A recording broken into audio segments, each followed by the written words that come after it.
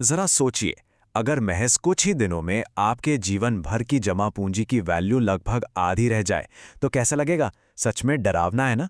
कोविड-19 crash की शुरुआत में ठीक ऐसा ही हुआ था, जब निफ्टी 50 इंडेक्स में लगभग 38% की भारी गिरावट आई थी।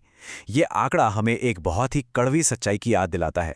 शेयर बाजार में पैसा बनाना जितना आकर्षक लगता है, वहाँ की वोलैटिलिटी यानी अस्थिरता उतनी ही खतरनाक भी हो सकती है। तो आज के इस खास विश्लेषण में हम भारत के स्टॉक मार्केट को एक बहुत ही दिलचस्प नजरिए से डिकोड करने वाले हैं। इसे आप हवा में लटकती एक पतली रस्सी पर चलने वाले किसी करतब यानी हाई वायर एक्ट की तरह समझ सकते हैं, जहां एक तरफ है बहुत बड़ा रिस्क जो ग्रेविटी की तरह आपको नीचे खींच रहा है, और दूसरी तरफ है सुरक्षा के वो जटिल जाल जिन्हें हम अक्सर देख नहीं पाते। आज की हमारी इस चर्चा में हम इस हाई वायर एक्ट के पीछे का पूरा विज्ञान समझेंगे।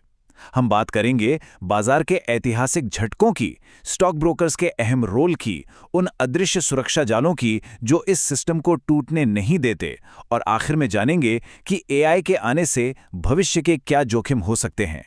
तो चलिए बिना किसी देरी के शुरू करते हैं। सबसे पहले बात करते हैं इस हाई वायर एक्ट और इससे जुड़े असल खतरों की। जैसे रस्सी पर चलते हुए एक सर्कस आर्टिस्ट को ग्रेविटी नीचे खींचती है, बिल्कुल वैसे ही स्टॉक मार्केट में कुछ ऐसे बुनियादी खतरे होते हैं जो पूरे के पूरे सिस्टम को गिराने की ताकत रखते हैं। इसे तकनीकी भाषा में सिस्टमिक रिस्क कहा जाता है। अब इसका मतलब क्या है? इसका सीधा सा मतलब है पूरे फाइनेंशियल सिस्टम या मार्केट के फेल होने का खतरा। और ये होता क्यों है? क्योंकि बाजार में मौजूद सभी संस्थाएं एक दूसरे से गहराई से जुड़ी होती हैं, वो इंटरडिपेंडेंट होती हैं। यानी अगर सिस्टम का एक बड़ा हिस्सा ढह गया तो वो ताश के पत्तों की तरह अपने साथ बाकियों को भी ले डूबेगा।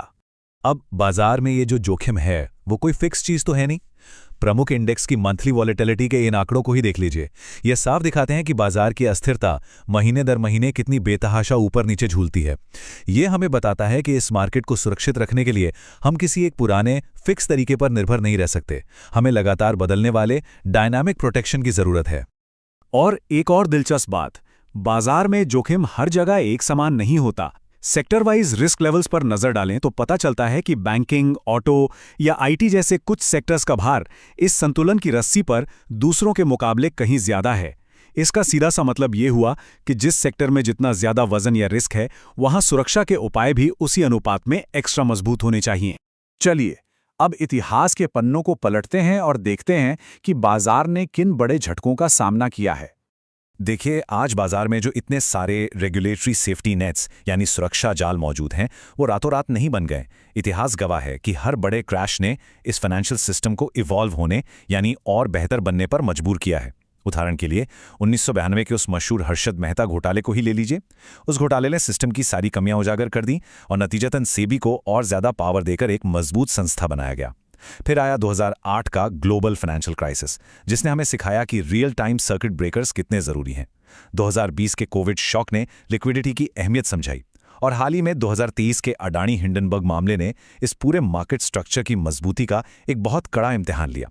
हर संकट ने एक नए और बेहतर सुरक्षा कवच को जन्म दिया है।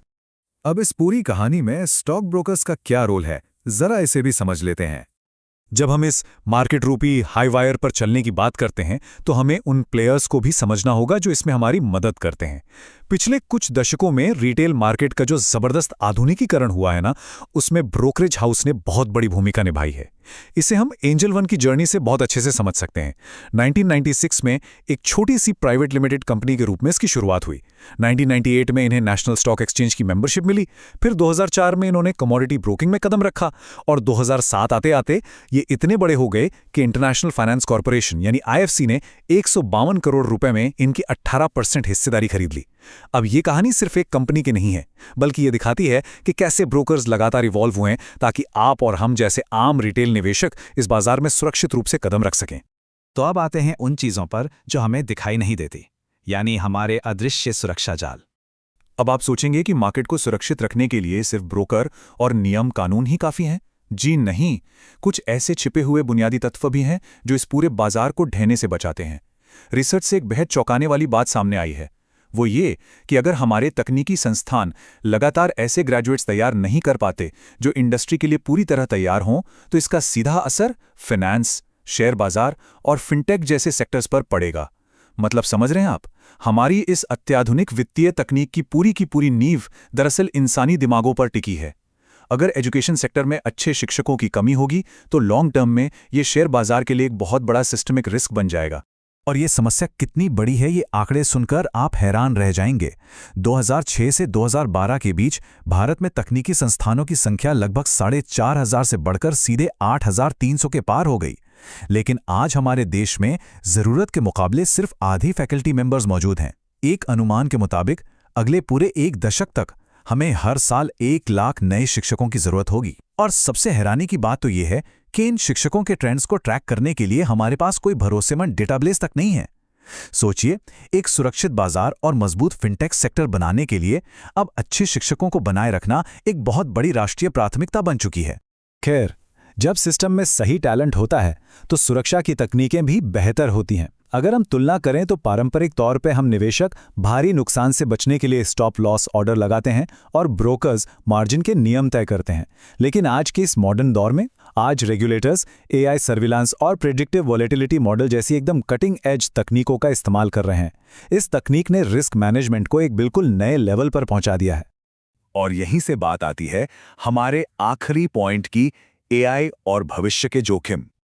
ये बात तो पक्की है कि तकनीक हमें सुरक्षा दे रही है, लेकिन बाजार की निगरानी के इस बिल्कुल नए दौर में कुछ नई कमजोरियां भी जन्म ले रही हैं। आज मार्केट सर्वेलेंस का स्केल इतना विशाल हो चुका है कि आप अंदाजा भी नहीं लगा सकते। सिर्फ 2022 के ही डेटा को देखें तो एआई सर्वेलेंस सिस्टम ने हर महीने 400 से भी ज्यादा संदिग्ध ट्रेड्स को पकड़ा। ये आंकड़ा साबित करता है कि आज रियल टाइम में असामान्य ट्रेडिंग को पकड़ने के लिए आर्टिफिशियल इंटेलिजेंस हमारी कितनी बड़ी जरूरत बन चुकी है। जाहिर है, इंसानों के लिए हर सेकंड लाखों ट्रेड्स पर नजर रखना नामुमकिन है, और वहां एआई हमारी एक बहुत मजबूत ढाल बनकर सामने आया है। लेकिन दोस्तों, एक कहावत है ना कि हर नई तकनीक अपने साथ नए सवाल भी लाती है। आज के समय की सबसे बड़ी और अनसुलझी चुनौती यह है कि जब ड्राइविंग सीट पर एल्गोरिथम बैठे हैं तो उस ब्लैक बॉक्स पर नजर कौन रख रहा है।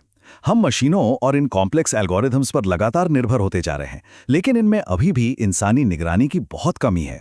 बाजार लगातार बदल रहा है, रिस्क अपना रूप बदल रहे हैं और हमारी सुरक्षा के जाल भी नए नए तरीके से बुने जा रहे हैं। तो सवाल यह है कि क्या हम अपनी पूरी वित्तीय सुरक्षा सिर्फ मशीनों के भरोसे छोड़ सकते हैं? ये एक ऐसा सवाल है जिस पर हम सबको गहराई से सोचना होगा। आज के इस विश्लेषण में हमारे साथ जुड़ने के लिए आपका बहुत बहुत धन्यवाद।